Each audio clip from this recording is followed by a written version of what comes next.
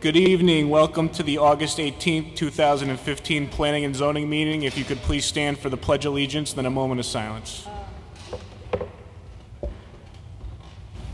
I pledge allegiance to the flag of the United States of America and to the republic for which it stands, one nation, under God, indivisible, with liberty and justice for all. Sorry, it's a short. If we could please have roll call from left to right. Anthony Sutton. John Grant. Jean Servine. Edward Mead. Carl S. Moore. Tom Panzella. Jim Quish. I am Ben Gettinger, also present David Sulkus, City Planner, Phyllis Leggett, Board Clerk. The first item on the agenda is executive session, Kohlberg LLC versus Milford Planning and Zoning. If we could have a motion to go in executive session. We have a motion, we have a second, all in favor. We will now go into executive session. Mr. Chair, am I invited? Yes.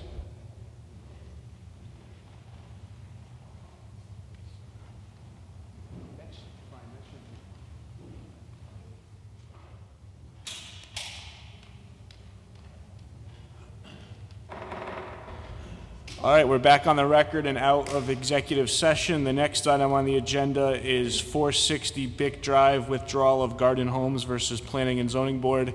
And it's my understanding from the city's attorney's office that this is just a withdrawal of the moratorium. Originally, the applicant appealed the moratorium, but that's now moot, and this is for information purposes only. Is that correct, Mr. Sulkus? That is correct. And I gave all the information? That is correct. Excellent. So the next item on the agenda is public hearing closed by 9/22/15, expires on 11/26/15, 30 East Broadway Zone CCD2.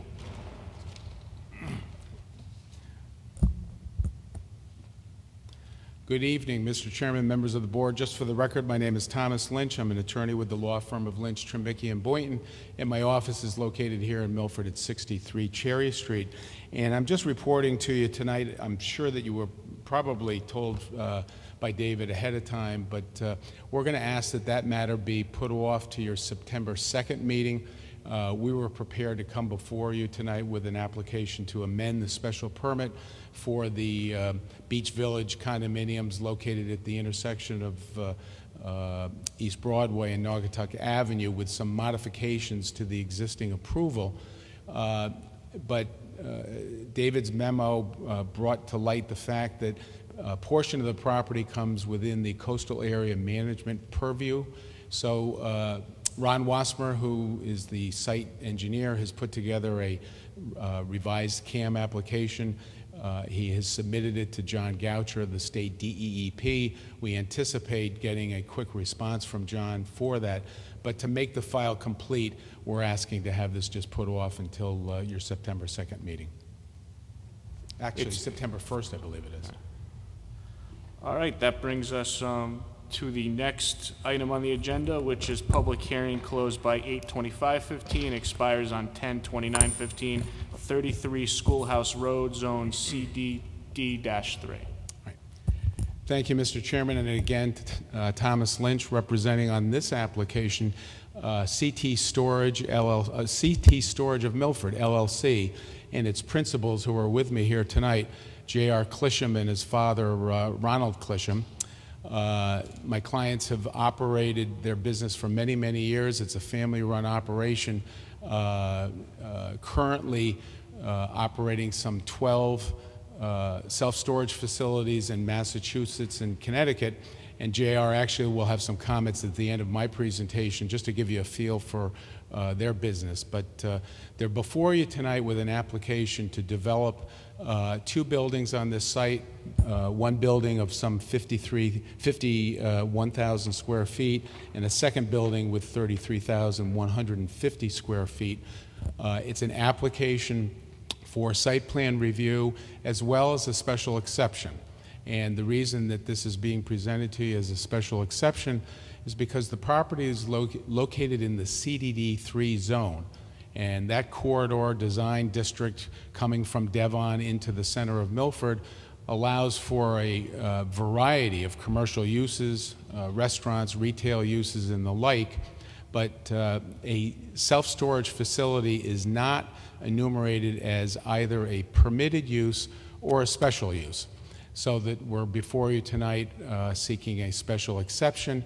It's not a prohibited use. It's not like we're asking for you to, and clearly we couldn't ask you to allow a use that's prohibited, but under the specific regulations, a self-storage facility is not listed as either a special use or a permitted use.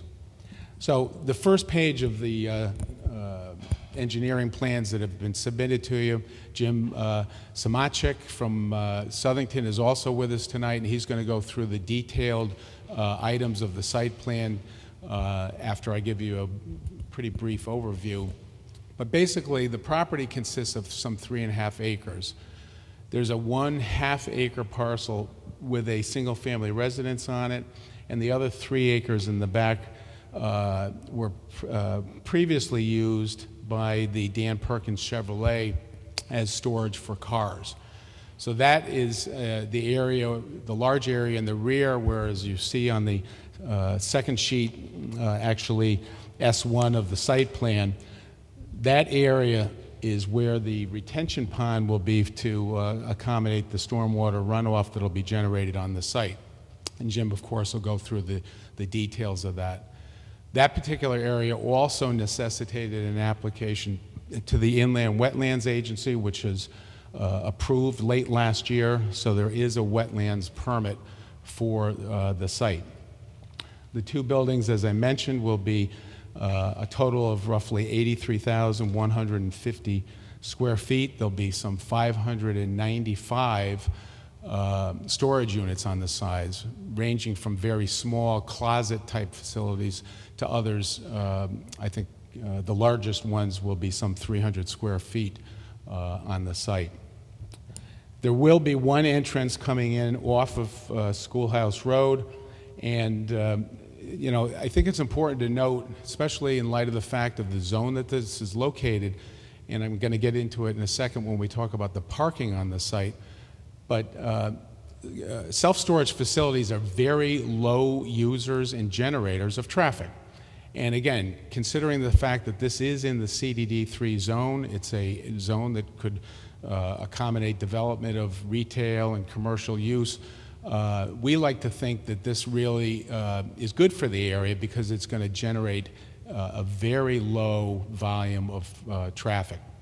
The statement of use that I handed out to you, I believe you have in front of you, that I left out earlier, that I'm going to touch base on in a second, talks about the standards of parking on site for these kinds of facilities.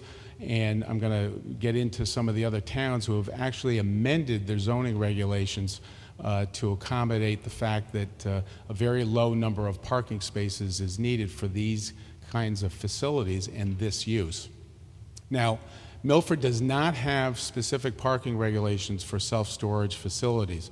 So what we've done is asked for approval of this site plan under Section 514, which allows for a reasonable number of spaces depending on the use. It's almost like a catch-all regulation that says if other zoning regulations do not specifically enumerate the number of parking spaces for a use, then as long as we come in with a reasonable number, then it can be approved as part of our application. So I'm going to get into that in a second, but I just wanted to give you an overview of this. It was interesting when we were talking about the Bick Drive project, and Jim, I think specifically you were raising the fact that the intersection at Schoolhouse Road and Boston Post Road is an area that does generate a lot of traffic. And again, I like to think that this particular use, with its proximity to that intersection and the type of use that it is, really lends itself to aid the area rather than to create a situation where a large amount of traffic would be generated. Now, I made mention about the statement of use, and I just wanted to direct your attention to that if I could.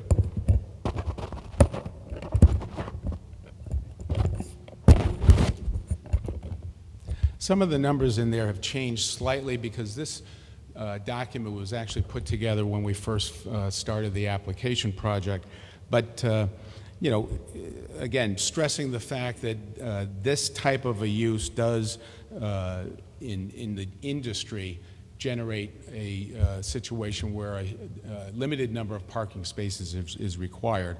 And we've gone through here and enumerated the fact that typically a requirement of 2 or 3 parking spaces would be required in a situation where there's 100 units. So that tends to be the norm.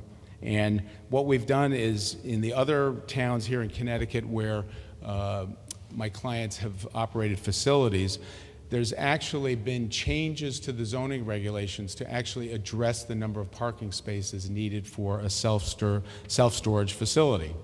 One of those is Cromwell, and I've noted that on the bottom of the first page. If you go to the second section of their parking regulations for self-storage facility, it specifically states 1 parking space for every 50 storage cubicles. In Groton, the same type of situation, 1 space for every 100 storage cubicles. And then in Plainville, a self-storage facility should provide a minimum of 3 parking spaces and an additional 1 space for every 100 units or a portion thereof.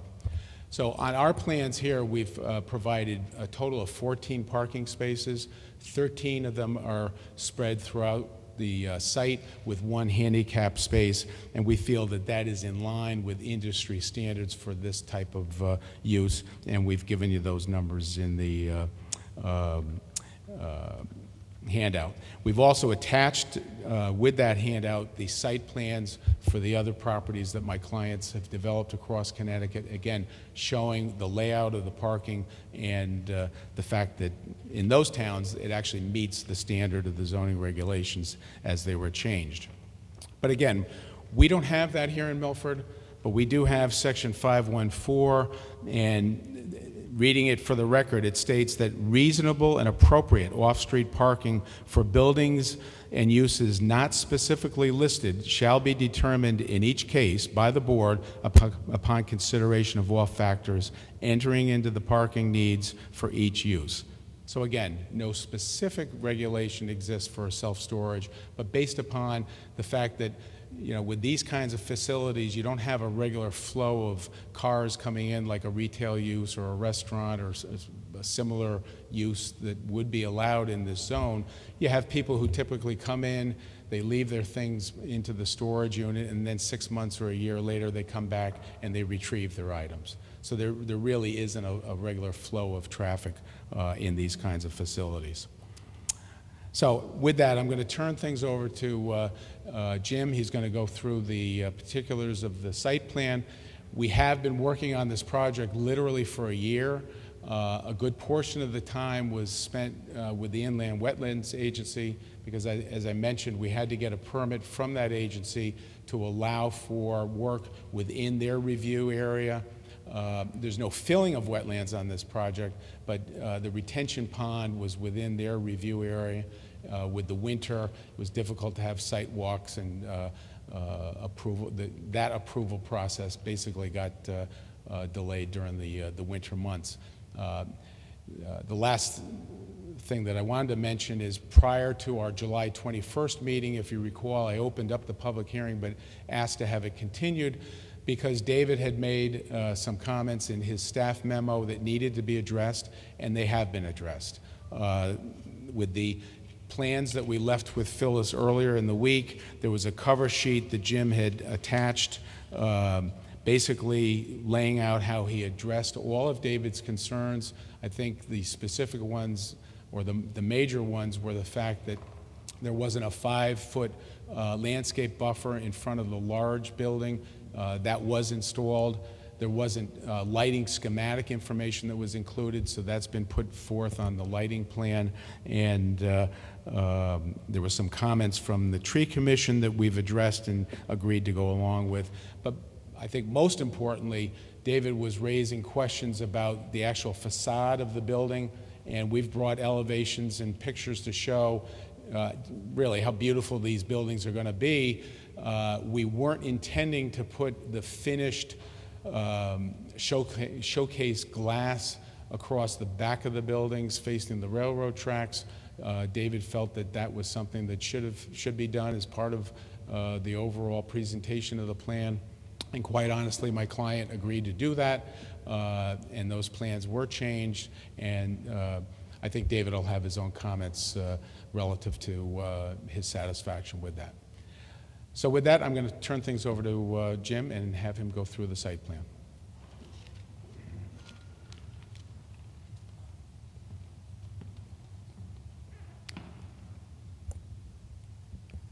Good evening. My name is Jim Sakonchik. I am an engineer and land surveyor and president of the engineering firm of Kratzert, Jones, and Associates. We are from Southington, but I do have some roots in Milford. Specifically, my daughter lives in town now. So had some pleasure working on this job because I got free lunches out of the deal. Basically, if you know where the CVS is, off of the new CVS, next to the intersection of Schoolhouse Road and Route 1, this is directly behind there. So it's not on Route 1, it's on a primary road, but secondary at least to Route 1. And I think it's a good location that if you're going to develop, you want to develop with something that generates relatively little traffic, because that's a busy little road. And so here we can get good utilization of the land, develop good taxes for the town, but not really add pressure to Schoolhouse Road. Also, over the years, going to my daughter's place, I have been concerned about people walking the street there. It seems to be people going to the bus or going to the stores, and they seem to all want to wear dark clothing and walk at night. So we hope to improve that situation by extending the existing sidewalk on the CVS along our entire frontage to where it meets the bridge. So it's something we're doing that improves safety on Schoolhouse Road. Another thing we've done is we've made these buildings all one level. Preliminary design kind of wanted to do split level buildings because it minimizes the need for elevators and stuff. However, in order to get it to better fit with the road, it's basically a flat lot anyways. So we chose to do it as a two-story or three-story building with the elevators. And these buildings are certainly not what one would historically call self-storage, from the standpoint that they are multi-story, they have elevators, they have conditioning, climate control within them. It keeps it cool in the summer, warm into winter. So it's the next is, as JR might get into, is the third generation of self-storage development, each generation improving the type of building that they build. Now, we worked with the fire department, and we're installing sprinklers throughout the building, which was something they want, so we gave it to them. I would say that under the current code, I could build this without sprinklers, but we felt sprinklers was the way to go in order to work with staff at various levels. The site, of course, has public water, public sewer, and in order to preserve the rear, you can see there's a substantial portion of the site that's left green, much higher than ratios required in the zoning regulations. We also have a sizable, taking advantage of our land area, a sizable detention pond over here. And that, again, allows us to properly control stormwater runoff and control it in a way that can kind of pre-treat the runoff. Pre-treat from the standpoint that it has a long lag time in the detention pond, which encourages settling. It is a surface pond that has growth within it, and that growth has a tendency to use some of the nutrients that come off the runoff, the nitrogens and other things. And it is, in my opinion, a better design than underground buried detention. Not that that's a bad idea, but given the choice, this is the better way to develop a site. In terms of lighting, we just have lights on the side of the buildings, and we made it so that the foot candles cut way down, and we're certainly well below the 0.5 foot candles that would be allowed along the property lines. We also have it so that the foot candles get cut in the back of the property. So we're minimizing the possibility of light pollution in the green areas, because certain animals kind of like that. They like their night. So we did that also.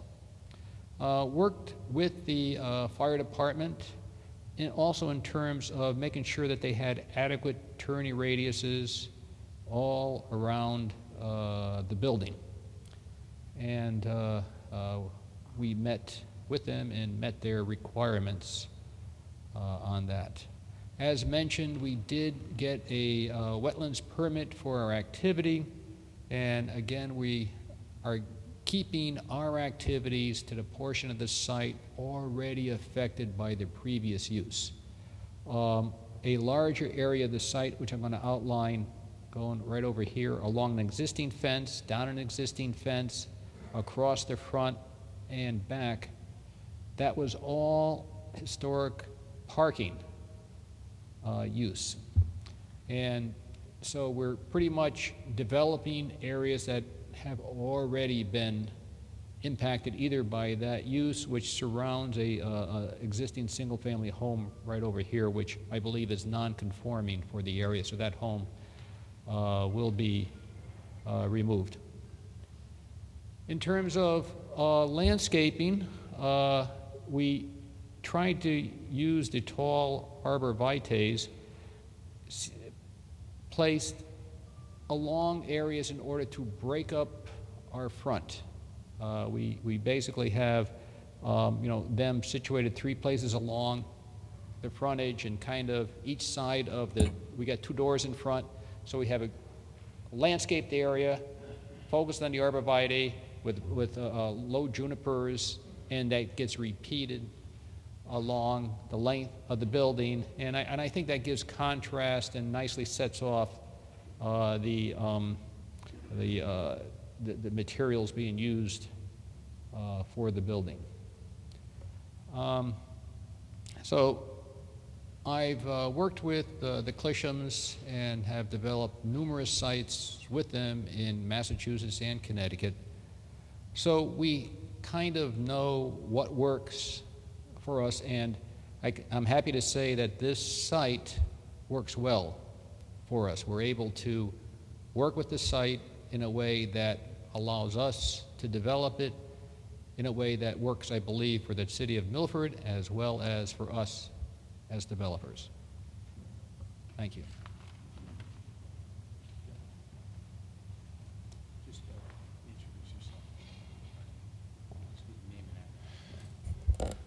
Good evening. My name is J.R. Clisham. I live in 42 Maplewood Avenue in West Hartford, Connecticut, and thank you for allowing me to speak here tonight. I just want to give some very brief background on my father and myself. So again, my name is J.R. Clisham. My father, Ron Clisham, is in the audience. And by way of background, My father started in this industry in 1988. I started in the year 2000, and this is all that we do. We don't do anything else. Currently, we have 12 locations. This would be our 13th in Connecticut and Massachusetts. Most of those operate under the name CT Self-Store, as would this facility. And we currently have approximately 750,000 square feet of storage space that we're renting out. Just want to point out that I've really devoted my entire career to this industry. I've spent the last 12 years volunteering my time with various associations. For instance, in the state of Connecticut, I'm the immediate past president of the Connecticut Self-Storage Association. I'm still a board member of that association. And on a national level, I'm the immediate past chairman of the National Self-Storage Association. Now, that association represents the 52,000 plus self-storage facilities in the U.S., and that's an elected national position. I'm serving my last year on that board of directors as well this year. And I wrote down here, it's also just FYI, that's the whole $24 billion industry of the storage industry. But focusing on Milford, we're really looking forward to a very long-term investment in this city. We've been looking at this for a long time. We found what we think is the perfect property for all the reasons that Jim and Tom mentioned. We love this site and this town, and we're looking forward to hopefully getting our project built. As Jim mentioned, we're really using top quality materials, storefront glass. We have 3 elevators in this project. Customer convenience is very important to us. In fact, in most of our advertising that we have, we say 3 things. We're clean, we're convenient, and we're friendly. We focus on those 3 things, and it's been good for us. Just to touch on what Tom was mentioning too regarding the parking, this property will have more parking than any other storage facility that we have. So we don't have this many spaces anywhere else. And finally, as Jim was mentioning, just to touch on this too, this is truly a 3rd generation facility. It's a first-class facility, primarily climate controlled. Your 1st generation is what a lot of people unfortunately still have that same connotation in their head of maybe a lot of single-story buildings, you know, razor wire or whatever, that type of thing. 2nd generation in the last 20 years was a lot more landscaping in front and a much more, a friendlier facility. And this, the 3rd generation, for everything that these 2 gentlemen mentioned, great landscaping, great architectural presence, and multi-story building. And as I said before, we're just really looking forward to coming into Milford. That's really it. Again, thank you very much for your time, and of course I can answer any questions you have. Thank you very much.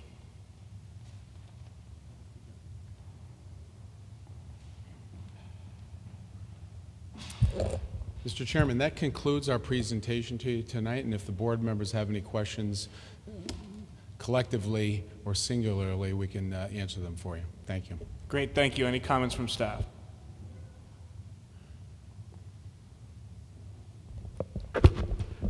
You have my original report from when they were originally going to be coming before the board. I will say for the record that they did, as Tom Lynch did mention, meet the concerns. They did address the concerns that I had. I also talked with Mary Rose Palumbo today because of the slight change in the building setback from what was originally proposed to the board of 1 foot. Whether or not that had an impact on the wetlands, and it doesn't. And as Mr. Lynch said, the fire department's also okay with the slight changes. Just a reminder, it is a special exception for those of you who may not encounter that often. A special exception basically means that it's up to you whether or not to approve this project based basically on being subjective. So if you believe that it fits with the zone, you like the design, you like the use, then you should approve it. If there's something that you don't like, you can ask them to change it, If you don't like the project, you don't have to approve it. Thank you. Any questions from the board? Mr. Sutton. Thank you, Mr. Chairman. One question I had was, as far as self-storage facilities managed by the company in Connecticut, have there been any that they have operated that they no longer operated, that either are vacant or converted to other uses or were taken over by another self-storage company to operate? I mentioned earlier my father got into the business in 1988 and I joined up in the year 2000. He sold off a small portfolio of facilities at that time. They're currently all owned by what's called a REIT, Real Estate Investment Trust. And that kind of speaks to the quality of what we've built. You know, those big national companies only want to buy an institutional quality facility, not a poor facility. So we did have one. It was a couple of different sales, but now they're owned by a company called Public Storage owns one, and a company called CubeSmart owns a few other ones. As far as that's all that we've sold. We haven't sold anything since I think 2000. I think it was 2003 was the final sale went through. All the ones that you own now, you manage. The ones that we own, yeah. So the ones that we own now, we manage. We also manage a few that we didn't build for other people. Really just one, a friend of mine out of Boston that has some other ones as well. But we don't have anyone else running our places but ourselves. Yeah. Sure. Any further questions? Mr. Mead. All the outside parking is just for people dropping stuff off. There's not going to be any outside storage like of campers or boats or anything like that? It's just for people dropping things off, and then there is a small office on site. There will be, how many employees on site? Yeah, so we're going to have probably 2 full-time employees at this property. We have a 750 square foot office, which is going to be beautiful. It's going to be the best office we've ever done. The parking, quite honestly, it really never gets used, the parking spaces. People will tend to drop off, just like Tom was saying earlier. We'll have a lot of empty. We have 14 spaces. Most of them will be empty most of the time. And just as a follow-up to that, Ed, in our statement of use, I think we compared this facility with the others in Milford, and it's either exceeding or right in line with the number of spaces in the other ones, such as Uncle Bob's and some of the other ones that we mentioned in the statement of use.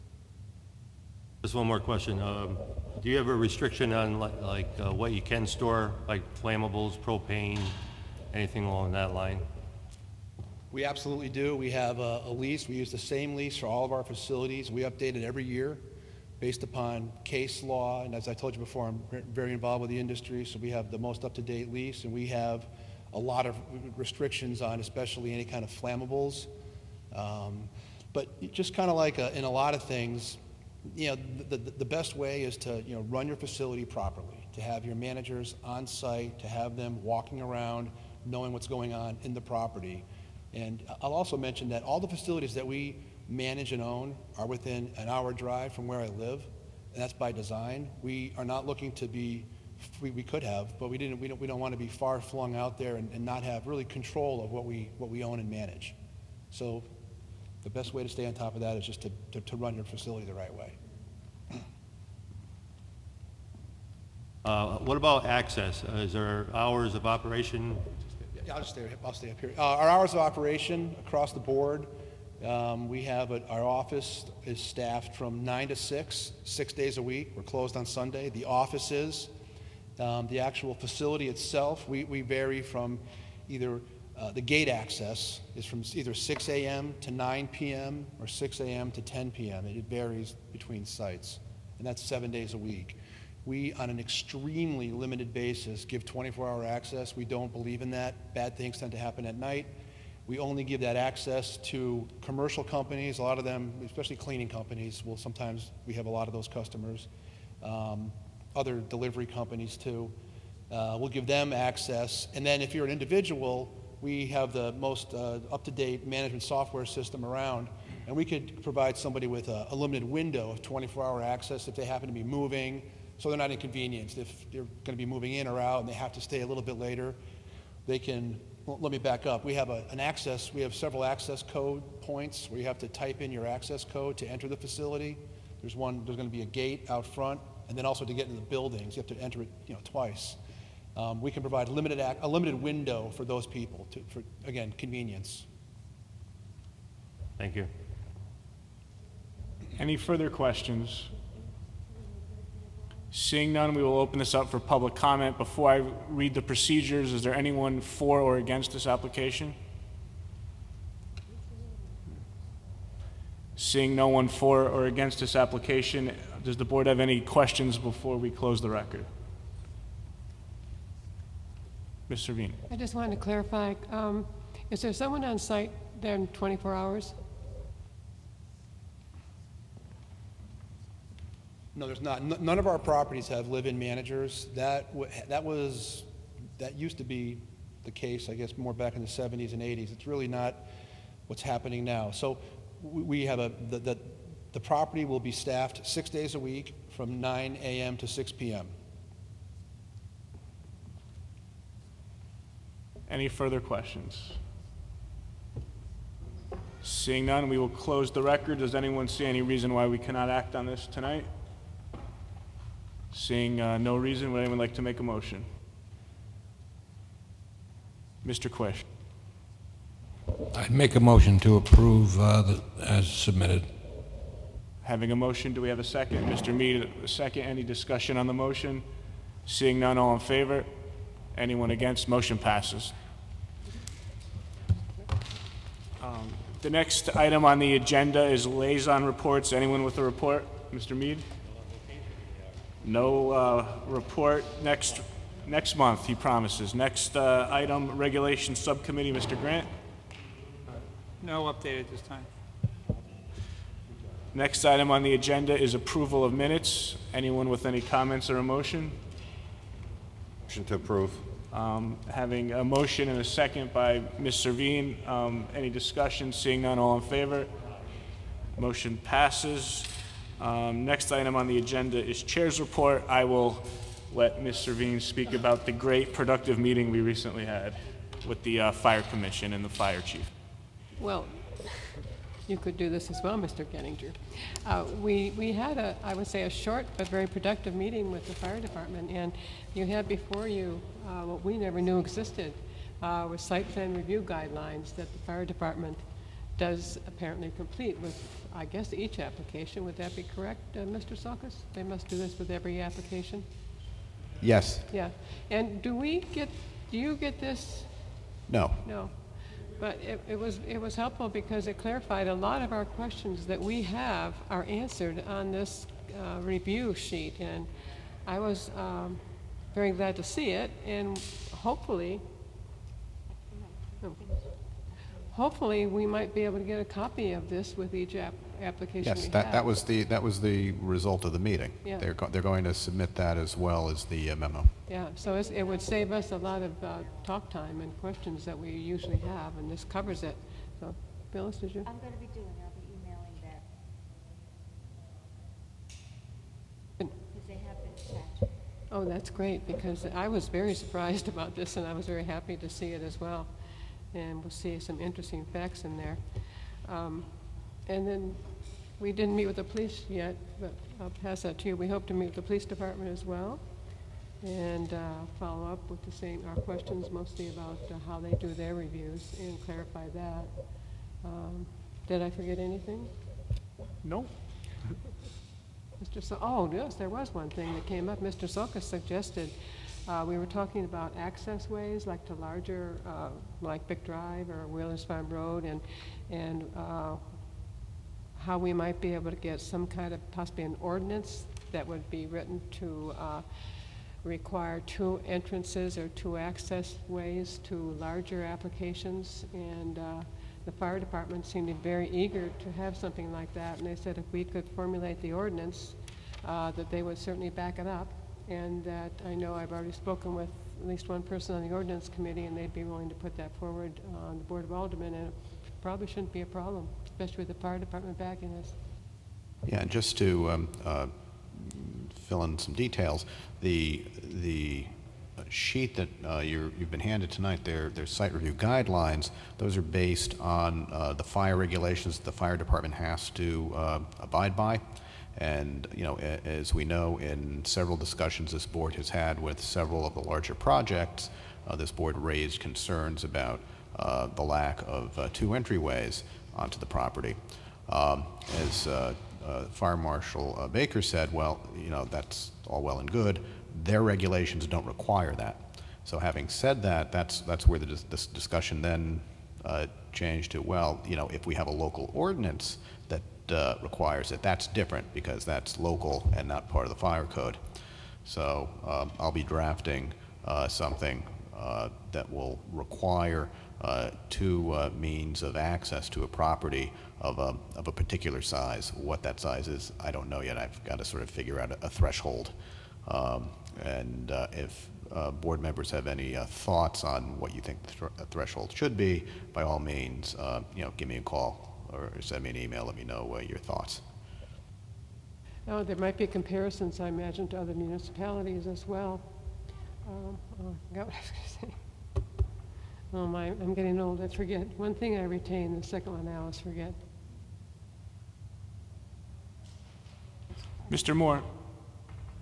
So the information we have on this site review plan sheet, I know we mentioned at the last meeting that we would probably have one person from one of the departments be here. So this information that's here on this review that's spiked out, will that alleviate someone being here during these sessions? Yeah. I would think so. I mean, if there was something unique to the application, then they seem like they would be more than happy to come in and speak to that. But with routine applications, this was the checklist we were kind of hoping for, not realizing that it already existed. So it's implicit in their, if they pass something, then this checklist has all been passed and approved, which I didn't realize until the meeting. So I think that's sufficient enough, but obviously if anyone on the board would like somebody from either fire or police here, we could certainly make the request, and it seems like they'd be more than happy to attend. Well, we are planning a future meeting with the police department, so if there are any specific questions, or I guess if anybody would like to be present as well, but any questions, give it to Ben. I also did remember what I wanted to ask. And I may have asked this before, I don't remember the answer. We couldn't put the two driveway option in as a regulation. It needs to go as an ordinance. I'd have to research that. If it's in an ordinance, then it would have, you could direct the fire department as, you know, being one of the reviewing parties versus if it's just our regulation. So if it's something that covers planning and zoning and covers, you know, local, you know, the fire department, that's probably better. And there are experts, and if this is going to be, you know, an access issue for fire access versus just a site design criteria, you know, it's probably better that way. But I'll further research that for you. Next item and last item on the agenda is the staff report. Nothing this evening. Great, the meeting is adjourned.